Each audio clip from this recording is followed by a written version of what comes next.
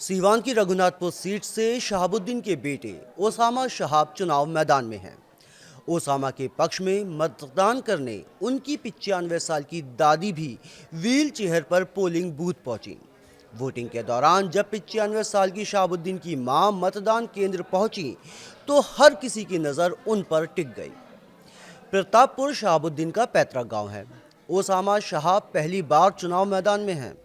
Osama की मां और पिछले साल हुए आम चुनाव में निर्दलीय उम्मीदवार रहीं हिना शहाब ने भी प्रतापपुर गांव के पोलिंग बूथ पर पहुंचकर वोट डाला। हिना शहाब ने वोट डालने के बाद ओसामा की जीत का विश्वास जताया।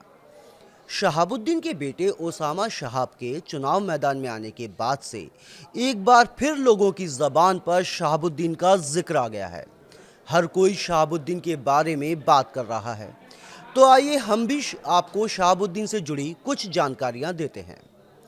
मोहम्मद शहाबुद्दीन की कहानी एक बहुचर्चित और विवादित राजनेता की कहानी है जो बिहार के सिवान से ताल्लुक़ रखते थे। उन्होंने अपने शुरुआती जीवन में ही राजनीति में प्रवेश किया और कई आपराधिक मामले में शामिल होने के बाद भी सिवान से वो 4 बार सांसद और 2 बार विधायक चुने गए। 2004 में जेल से चुनाव लड़ने और जीतने के लिए उन्हें जाना जाता है। हालांकि बाद में 2005 में उन्हें दिल्ली से गिरफ्तार भी कर लिया गया था। बिहार की राजनीति में करीब 90 के दशक में अगर किसी नाम ने सत्ता और अपराध के गठजोड़ को नई परिभाषा दी तो वह था सैयद मोहम्मद शहाबुद्दीन। कभी सीवान की गलियों में उनका हुक्म कानून से भी बड़ा माना जाता था तो कभी उन्हें बुर्का पहनकर भी भागना पड़ा। समर्थकों के लिए वो मसीहा थे और विरोधियों के लिए खौफ का दूसरा नाम। बंदूक, बाहुबल और बैलेट की इस कहानी में सत्ता के शिखर से तिहाड़ की सलाखों तक का सफ़र है, और वो भी ऐसे जिसे बिहार की राजनीति कभी भूल नहीं पाएगी। सत्ता और अपराध के बीच संतुलन साधने वाले शहाबुद्दीन को उनके समर्थकों ने साहिब की उपाधि दी। उन्होंने गरीबों के लिए डॉक्टरों की फीस 50 रुपये तय कर दी थी और बेरोजगार युवाओं को काम देने का वादा किया और ख़ुद को जनता का नेता बताया।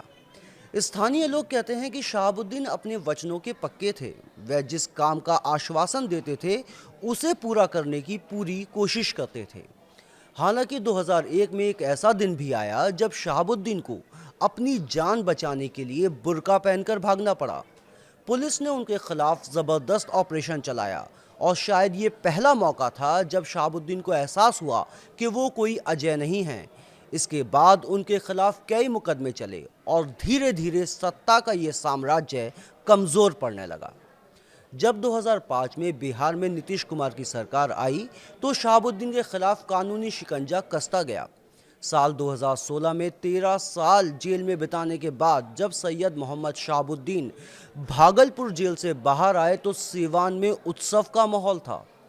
उनके साथ 2 बोरी किताबें थीं, शायद ये बताने के लिए कि जेल में उनका समय सिर्फ सलाखों के पीछे नहीं बीतने वाला था। लेकिन जेल से बाहर आते ही शहाबुद्दीन ने जो पहला बयान दिया उसने बिहार की राजनीति में हलचल मचा दी। उन्होंने नीतीश कुमार को परिस्थितियों का मुख्यमंत्री कहा।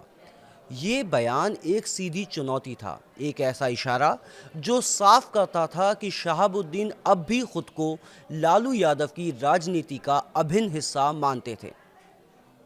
उनके 200 गाड़ियों के काफिले को सिवान तक पहुंचने में 14 घंटे लग गए, क्योंकि सड़कें उन्हें देखने के लिए उमड़े हज़ारों लोगों की भीड़ से भर गई थी।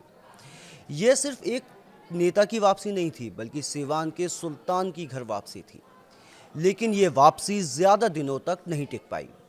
कुछ ही महीनों बाद 15 फरवरी 2017 को सुप्रीम कोर्ट ने शहाबुद्दीन की ज़मानत रद्द कर दी और उन्हें सिवान से दिल्ली की हाई सिक्योरिटी तिहाड़ जेल में शिफ्ट कर दिया गया, जहां से उनका साम्राज्य धीरे धीरे ढलने लगा।